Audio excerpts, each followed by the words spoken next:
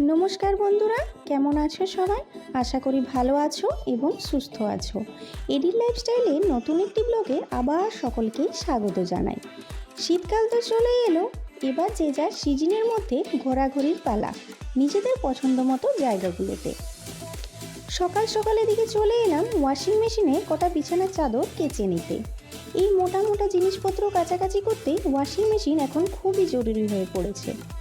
হাতে করে এই কাজের মেয়ে বলো আর যেই বলো, কোনোভাবেই কারো দ্বারা সম্ভব না।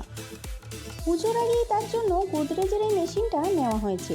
সত্যি খুবই কাজের এটা, অটো কাট। যা কিছু কাচার আছে সব দিয়ে চলে যাও, ও নিজের মতো কাজ করে চুপচাপ বন্ধ হয়ে থেকে যাবে, একেবারে অর্ধেক শুকনো অবস্থাতেই। শুধুমাত্র আধ ঘন্টা রোদে দিলেই শুকনো পুরো নতুনের মতো লাগবে। তারপর এগুলো শুকোতে দিয়ে চলে এসে রান্নাঘরে চলে এলাম। ডেলি ডেলি কী যে শাকসবজি রান্না করব, কী যে খাবো, মোটেও একঘেয়েমি জিনিস আর ভালো লাগে না।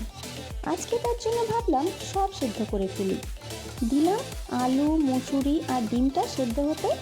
শুকনো লঙ্কা যদি তেলে ভেজে নেওয়ার পর অল্প লবণ দিয়ে গুঁড়ো করে নেওয়া যায়, দেখবে তাহলে সবটাই আলুর মধ্যে মিশে যাবে। তবে ঠান্ডা হলে কিন্তু আবার শক্ত হয়ে যায়, তখন আর পুরোটা মিশবে না।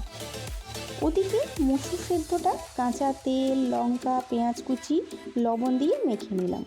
ভাতটা একটু জল জল ভাব নামিয়েছিলাম, যাতে একটু গরম গরম ফ্যান ভাত খেতে পারি। ছোটোবেলাতেই স্কুল যাওয়ার আগে এই মায়ের হাতের ফ্যান ভাত খেয়ে যাওয়া যে কী আনন্দ ছিল, তা আজ খুবই মিস করি। কারণ আগের মতো আর সেই ভাতের কোনো স্বাদই নেই, সব যেন পালিশ করা চাল। এখন তো শুধুই খাওয়ার মধ্যে খাওয়া হয়, তাছাড়া আর কিচ্ছু না। আবার দেখা হবে পরের ব্লগে, ততক্ষণে সকলেই ভালো থেকো এবং সুস্থ থেকো। টাটা।